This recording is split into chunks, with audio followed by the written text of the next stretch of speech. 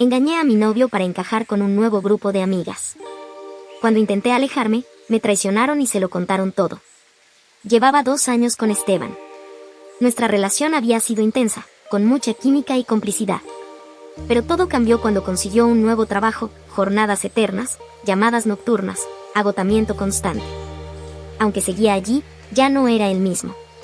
El deseo se volvió esporádico y la rutina nos devoró poco a poco. Buscando escapar de esa monotonía y mejorar mi currículum, me uní a un voluntariado de una organización importante. Era una buena oportunidad, pero el grupo de chicas que lo lideraban era superficial y cerrado. Me sentía fuera de lugar, pero sabía que si quería una recomendación al final, tenía que encajar. Fingí interés, cambié mi forma de vestir, reí sus chismes. Con el tiempo, me aceptaron. Alejandra, la líder, era encantadora y manipuladora.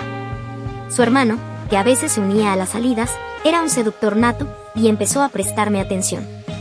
Yo evitaba quedarme a solas con él, pero era evidente que me deseaba. Una noche, en una pijamada organizada por Alejandra, todo cambió. Con unas copas de más, los juegos subieron de tono, retos, besos, insinuaciones.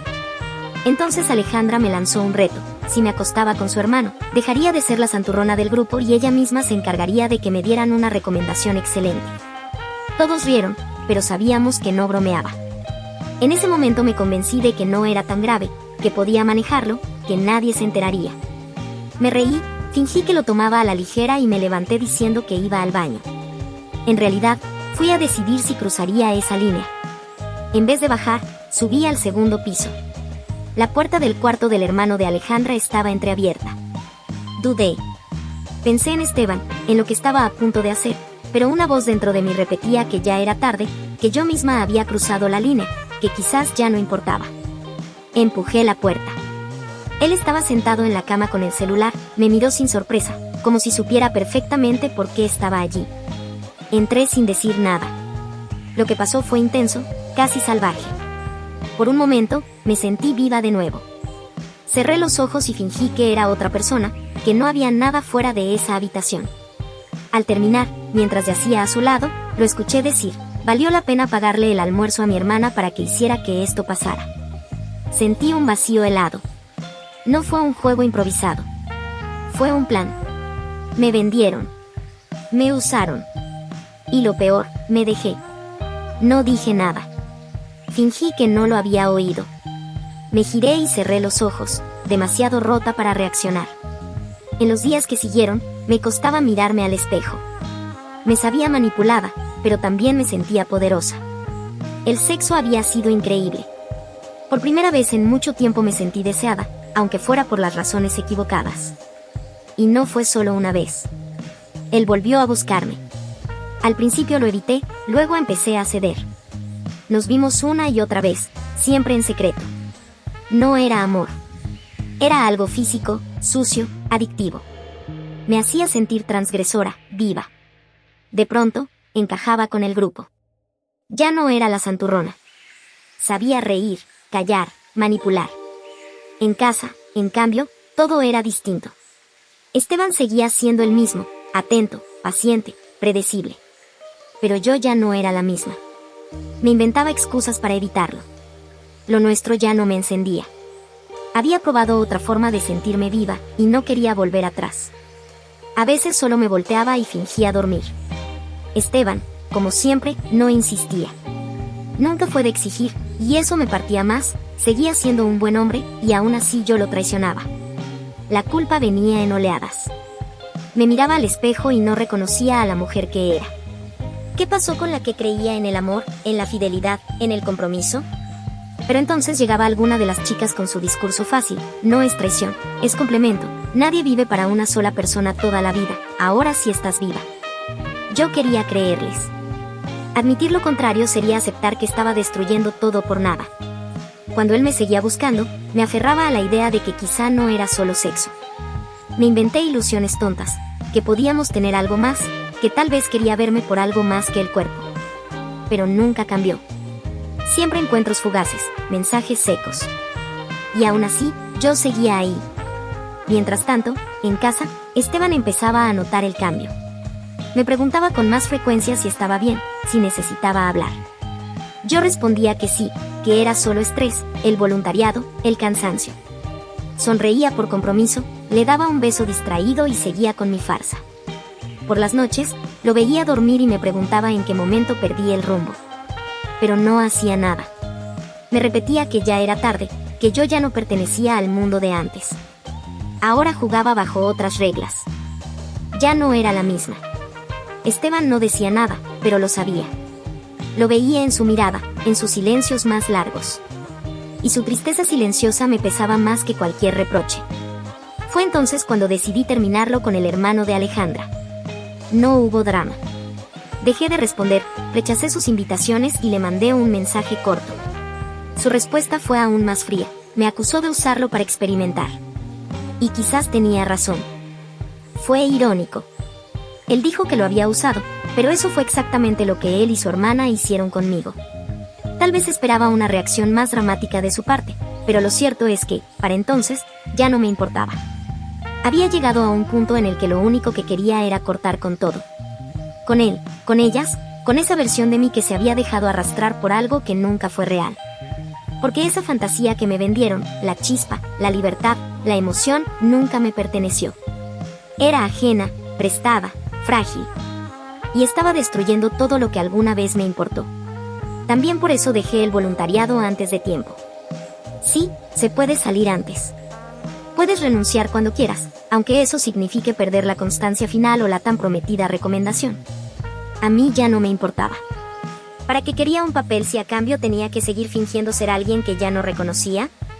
Yo decía que lo hacía por el trabajo, por los informes, por el estrés. Mentira. Todo había sido una coartada para justificar elecciones que me alejaban cada vez más de Esteban. Y lo sabía. Cada día me parecía más a una mujer que despreciaba, una que se miraba en el espejo sin poder sostenerse la mirada. No quería que él lo notara. No quería que me descubriera y me dejara. Y, sin embargo, la ironía es que fue por amor, porque todavía lo amaba, que decidí alejarme de todo eso. Le dije a las chicas que había terminado con el hermano de Alejandra y que me iba del grupo. Les deseé lo mejor, fingiendo una despedida amable, pero por dentro no quería volver a verlas nunca más. No hubo lágrimas ni abrazos. Solo miradas duras, comentarios ácidos y una cortesía tensa. No les gustó. Era evidente. Pero como siempre, mantuvieron la fachada. En ese grupo nadie se permite romper, ni siquiera cuando todo se cae. Esa misma tarde, al volver a casa, lo supe. No sé cómo, pero lo supe. Algo estaba mal. Entré y lo vi sentado en el sofá. No estaba solo. Alejandra estaba con él. Sentí que la sangre se me helaba. Ella se levantó con una sonrisa forzada, le dio un beso en la mejilla, me lanzó una mirada vacía y salió sin decir una palabra. Yo me quedé ahí, congelada. No entendía qué hacía ella en mi casa, cómo había llegado, por qué Esteban no parecía sorprendido. Me senté frente a él. Le pregunté, con la voz temblando, qué estaba pasando. Su mirada era distinta. No había rabia, solo una dureza que no le conocía. Me dijo que ya lo sabía todo. Que Alejandra le había contado. Que incluso en ese momento, yo seguía actuando, como si creyera que aún podía salvar algo.